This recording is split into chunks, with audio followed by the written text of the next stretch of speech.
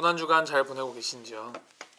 코로나 바이러스로 인하여서 온 세계가 어지러운 가운데 우리 생명과 건강이 위협받고 또 정치적, 경제적, 사회적 문제들로 불안과 공포가 더해져 가운데 그럼에도 불구하고 아무리 매섭고 거친 폭풍우가 우리를 덮칠지라도 그 폭풍우 구름 위에는 항상 태양이 존재하고 있음을 우리가 다시 한번 되새기면서 이 가운데에서도 우리 모든 것을 주관하시는 하나님의 그 사랑과 은혜를 기억하고 되새기는 고난주간 되시기를 주님의 이름으로 축복하고 소망합니다.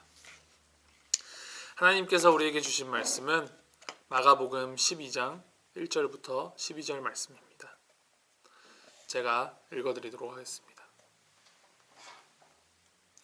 예수께서 비유로 그들에게 말씀하시되 한 사람이 포도원을 만들어 산울타리로 두르고 집 짜는 틀을 만들고 망대를 지어서 농부들에게 새로 주고 타국에 갔더니 때가 이름에 농부들에게 포도원 소출 얼마를 받으려고 한 종을 보내니 그들이 종을 잡아 심히 때리고 거저 보내었거늘 다시 다른 종을 보내니 그의 머리에 상처를 내고 능욕하였거늘 또 다른 종을 보내니 그들이 그를 죽이고 또 그 외 많은 종들도 덜어는 때리고 덜어는 죽인지라.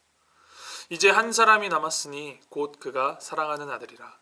최후로 이를 보내며 이르되 내 아들은 존대하리라 하였더니 그 농부들이 서로 말하되 이는 상속자니 자 죽이자. 그러면 그 유산이 우리 것이 되리라 하고 이에 잡아 죽여 포도원 밖에 내던졌느니라. 포도원 주인이 어떻게 하겠느냐. 와서 그 농부들을 진멸하고 그 포도원을 다른 사람들에게 주리라. 너희가 성경의 건축자들이 버린 돌이 모퉁이의 머릿돌이 되었나니 이것은 주로 말미암아 된 것이요 우리 눈에 놀랍도다 함을 읽어보지도 못하였느냐 하시니라. 그들이 예수의 이 비유가 자기들을 가리켜 말씀하신 줄 알고 잡고자 하되 무리를 두려워하여 예수를 두고 가니라. 아멘. 오늘 본문 말씀에서 예수님이 가르치시는 이 비유는 한 포도원에 고용되어서 일하게 된 농부들의 이야기입니다. 이 이야기 속에서 우리는 두 종류의 고집스러움을 봅니다. 첫 번째는 농부들의 고집스러움입니다. 이 농부들은 포도원 주인에게 고용된 농부들로 포도원에서 일을 하여 그 대가로 임금을 받기로 되어 있는 것이죠. 그런데 주인이 타국으로 떠나 그 자리를 비우니 그 안에 이기적이고 탐욕스러운 마음이 자리하게 됩니다. 그래서 주인이 종을 보내어 소출을 받으려 할 때마다 그 종들을 때리고 능욕하고 상처 입히고 심지어 죽이기까지 합니다. 여러 번 반복적으로 계속하여서 그 종들을 죽이고 때리고 또 상처를 입힙니다. 그리고 결국에는 아들까지도 죽여서 내던져 버리게 됩니다. 이들의 죄는 단순히 그 소출을 받으러 온 종들을 때리고 능욕하였다는 그 행위 자체가 아니라 주인의 것을 탐하여서 나의 것으로 만들려는 죄된 그 마음, 이기심과 탐욕스러운 이기심이었습니다.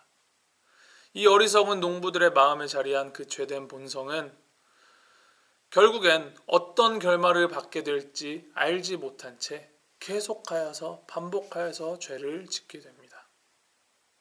주인에게 순종하여서 열심히 일을 했더라면 선한 마음으로 주인의 것을 인정하고 열심히 일하였더라면 그에 상응하는 충분한 임금도 받았을 것이고 어쩌면 보너스를 받게 됐을지도 모르는 일인데 내 그릇이 아닌 주인의 그릇을 탐하는 그 무지몽매함으로 인하여서 그들은 죄를 범하고 심지어 상속자인 아들을 죽이면 내가 자신들이 상속자가 될 거라는 그런 어리석은 생각으로 돌이킬 수 없는 죄를 저지르게 됩니다.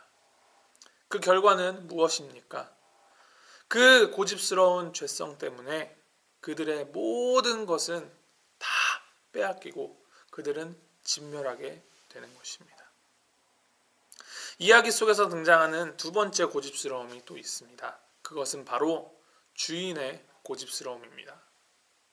소출을 받아오라라고 보낸 종들이 농부들에게 맞고 상처 입고 돌아왔습니다. 그런데 그 주인은 계속하여서 다른 종들을 보냅니다.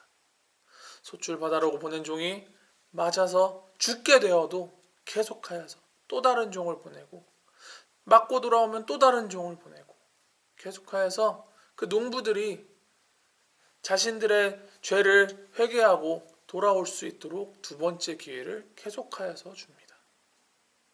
심지어는 자신의 사랑하는 아들까지도 그들에게 보냅니다. 세상에 어떤 아버지가 자신의 사랑하는 아들을 사지로 내몰 수 있을까요? 이 주인은 정말로 고집스럽게도 이 죄악된 농부들이 다시금 마음을 돌이켜서 자신에게 돌아오기를, 농부들에게 신뢰와 긍휼의 마음으로 자신의 가장 귀한 것까지 보내어서 그들의 죄된 마음을 돌이키려고 합니다. 참으로 정말로 고집스러운 사랑입니다. 그런데 우리가 주목해야 할 것은, 그렇게 고집스러운 사랑의 주인도 그 악한 죄를 그저 없는 것으로 여기지 않고 괜찮다 그냥 없는 것으로 받아들이는 것이 아니라 결국 종전에는 그 죄를 반드시 심판하여 그들을 진멸하여 낸다는 것입니다. 고난주간 단순히 우리를 살리기 위하여 오신 그 하나님의 아들 예수 그리스도의 고통과 아픔을 우리가 동정하고 마음 아파하는 데서 그치는 기간이 결코 아닙니다. 하나님이 나를 사랑하셔서 그렇게까지 아프셨군요 라고 감동하는 데에서 그치는 기간이 결코 아닙니다. 그리스도의 십자가 고통은 우리의 죄를 짊어지고 죄로부터 우리를 끊어내시기 위하여 자기 자신을 내어 던져버리신 그 하나님의 사랑과 더불어서 결국에는 하나님 앞에서 모든 죄는 반드시 심판하시리라는 하나님의 정의를 나타내시는 것입니다.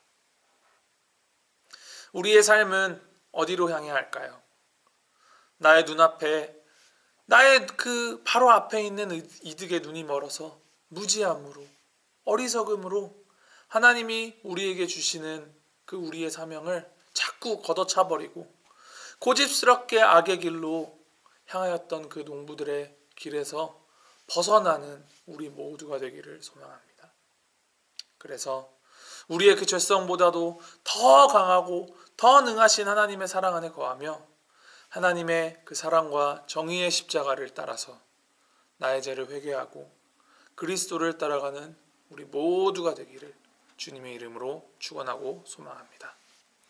기도하겠습니다. 하나님 아버지, 탐욕스럽고 어리석은 마음으로 자기 자신을 주인으로 여기면서 악을 행하였던 농부들의 모습, 우리 안에 있지는 않은지 돌아봅니다. 하나님, 변함없고 신실하신 그 사랑으로 우리에게 오라 말씀하시는 그 십자가를 우리 마음속에 다시 한번 새겨봅니다. 하나님, 우리 각 사람이 하나님이 우리에게 맡기신 사명이 무엇인지 잘 생각하여 겸손한 마음으로 하나님의 사랑과 그 하나님의 정의를 따라 살아가는 우리가 되도록 인도하여 주시옵소서. 그리스도의 십자가를 우리 삶 가운데 세워 주님이 원하시는 삶 살아가는 우리가 되도록 인도하여 주시옵소서. 예수님의 이름으로 기도합니다. 아멘.